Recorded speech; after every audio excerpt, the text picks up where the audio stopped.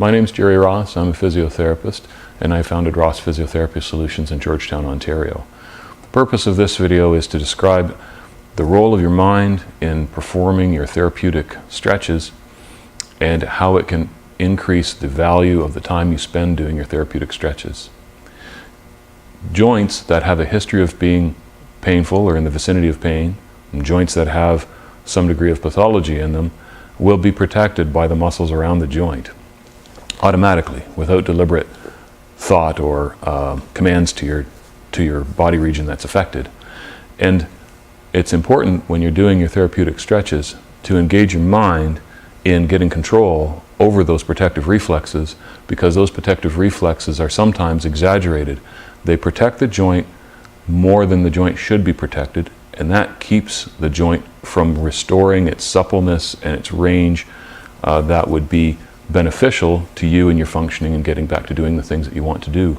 So in my videos with demonstrations of certain stretch techniques, it is important to keep what I'm going to tell you here in mind. So when you're doing a stretch, it's important to start from a position that is minimally uncomfortable, preferably no discomfort, but sometimes that's not possible because of the nature of the point of recovery that you're in.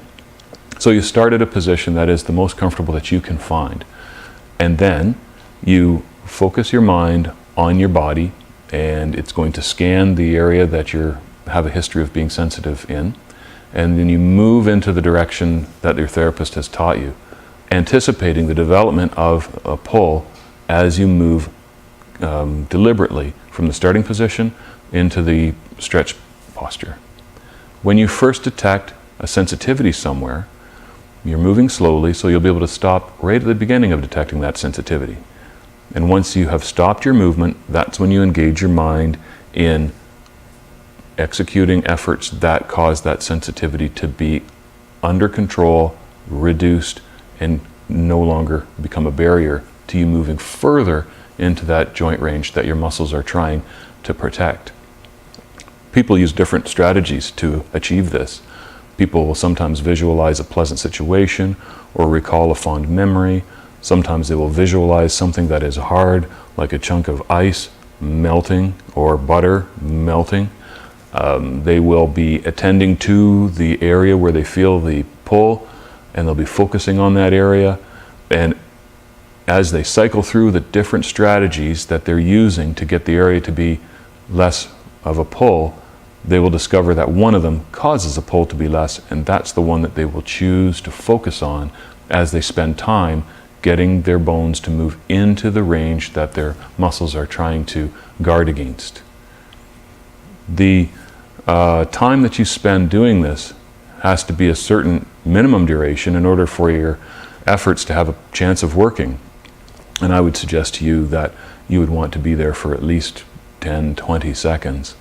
The duration of time you might spend there could be fairly long. You'd spend time focusing in this manner until you find that as you move further into the position to regain that early stretch sensation, and your efforts don't produce a change after about, say, 10 or 15 seconds of trying, that probably reflects the most that you can do for that day. And then in which case you would then stop and then move on to a new maneuver that you've been prescribed. A thing that is very helpful in allowing a person to maintain focus is to use a timer. A timer allows you to budget the total time you're going to spend on your therapy, and I typically will set a timer on an athletic watch, or you can get a inexpensive timer for $1 at some of these dollar stores, and I will set it for a minute.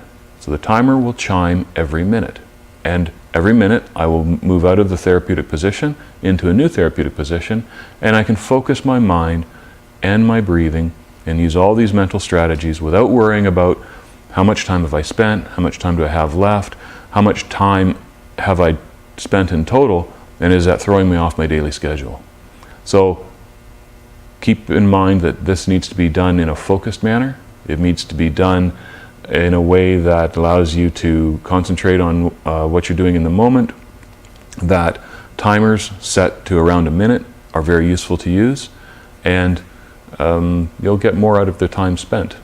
If you have difficulties with following these instructions, then you would of course bring them to your therapist, and The video here is intended to be for people who are working with us at Ross Physiotherapy Solutions, and so as such you'll be checked and monitored, and these general guidelines will be adjusted to suit your specific needs.